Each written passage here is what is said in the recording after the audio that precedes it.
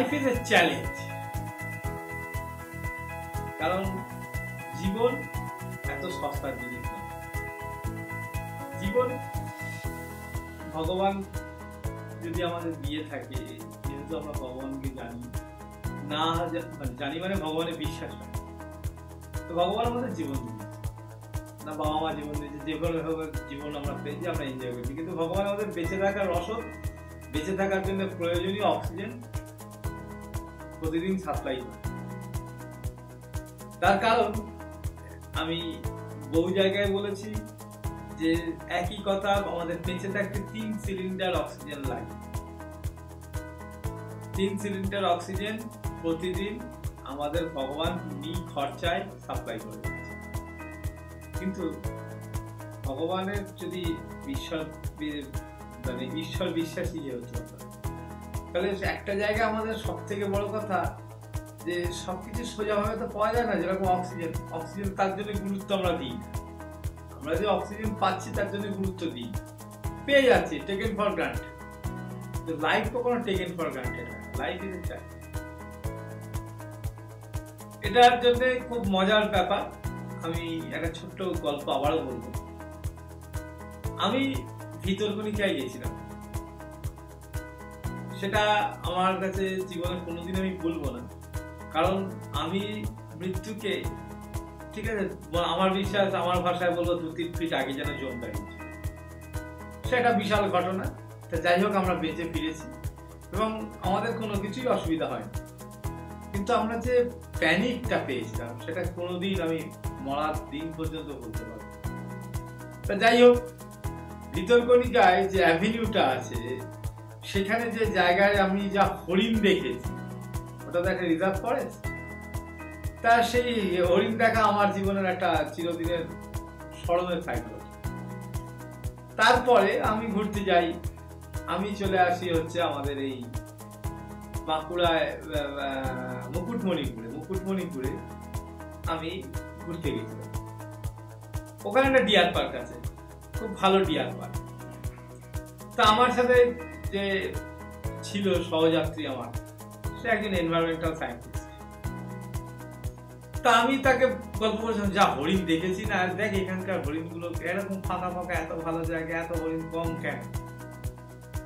তা যাই হোক, ও এইসব নিয়ে পড়াশোনা করে। ও আমাকে একটা কথা বলেছিল, যে কথাটা আমি আমার জীবনে দেখেছি এবং সেটাকে মেনে চলে আমি জীবনে নিজে উপকার পেয়েছি, এবং যারা আমার এই কথা শুনে চলেছে, মেনে চলেছে, তারা সবসময় জিততে শিখেছে। সেই গল্পটা কি, যে আমাকে বললো, কি ব্যাপারটা কি, এখানে এত ভালো জায়গা, এত সুন্দর ওয়েদার ওখানকার মতন, কিন্তু এখানে কেন এত হরিণ কম? বললো হরিণ কম তার একটাই কারণ, এটা রিজার্ভ ফরেস্ট, প্রথম কথা। কিন্তু এখানে অন্যান্য হয় না, দৌড়ানোর জায়গা থাকলেও দৌড়ায় না, বা যাই হোক, কারণ ওদের বংশ বৃদ্ধি করতে গেলে যে শারীরিক সক্ষমতা, যে এবিলিটি গুলো দরকার হয়, সেগুলো একমাত্র যখন চ্যালেঞ্জ আসে তখনই তারা ওই চ্যালেঞ্জটাকে ফেস করে যেতে এবং যেতে সার্ভাইভ করে, তখন ওই কন্ডিশনগুলো সব ফুলফিল করে। কিরকম? বললো হ্যাঁ, কারণ এখানে তো কোনো চ্যালেঞ্জ নেই, এই ডিয়ার পার্কে কোনো চ্যালেঞ্জ নেই। ওর জন্যে ওরা 4 বছর অন্তর ওরা নেকড়ে কিনে আনে, নেকড়ে কিনে এনে কি করে না, ওরা ছেড়ে দেয়।